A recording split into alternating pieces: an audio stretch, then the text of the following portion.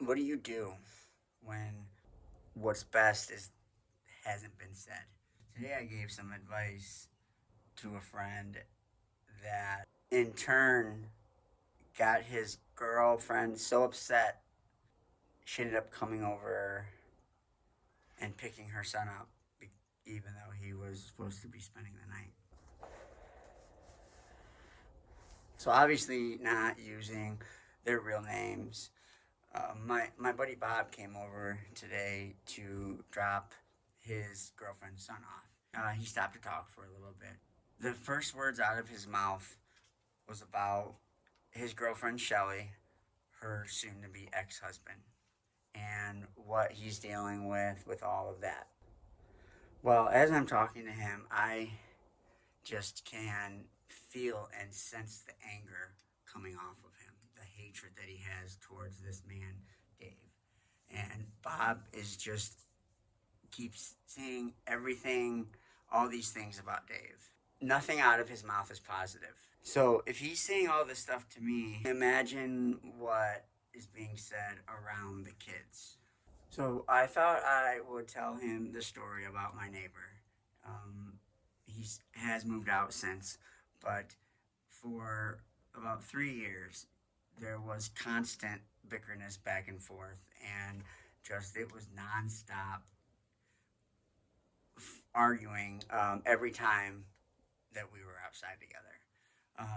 So eventually one day, I, going over in my head over and over again is, you can't change people, you only can change yourself and how you react to them. So what do I do? The the relationship with him caused me problems, caused my family problems. So what did I decided that I had to do something different. I had to change something. So I thought I would forgive Ross. Ross was my neighbor. So literally the day after I decided that, I walked outside and I felt 100 pounds lighter. I felt as if I was walking on air. Everything felt easier and freer, and it was just like nice. And that was because I wasn't so tense, and that the way that hate and anger makes you feel and what it does to your body begins to take a toll on you. And I know, I get it. Sometimes people they get used to that anger. They hold on to that anger. They are comfortable with that anger. They when they are in bed at night, that anger is what keeps them warm. Some people don't want to let that go, and I totally understand that.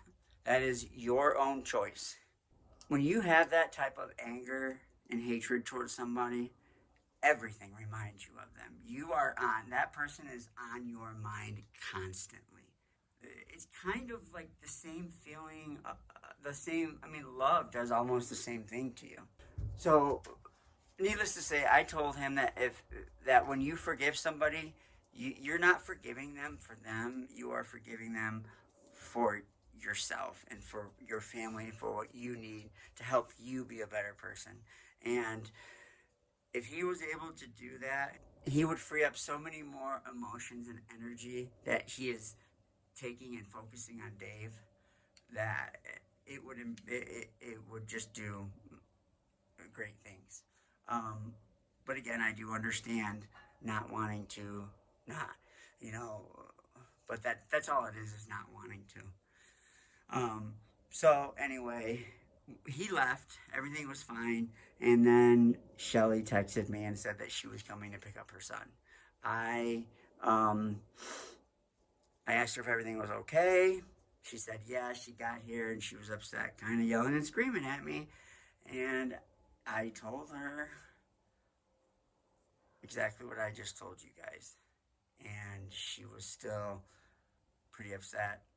And that was it. We did hug at the end, and I did let them know that I do have their back. They did not like the idea, or she did not like the idea of me being on Dave's side, which is what Shelly thought through me telling Bob that if he was able to forgive Dave, or suggesting that he forgive Dave. And that absolutely, positively, in no way, shape, or form is what I said or what I meant. Because I am not on Dave's side. He is not being a very good person right now. He is not doing anything close to what he should be as a man, as a father, mostly as a father. So, what I said, Bob being able to forgive Dave would do nothing but help Bob and Shelley and their children.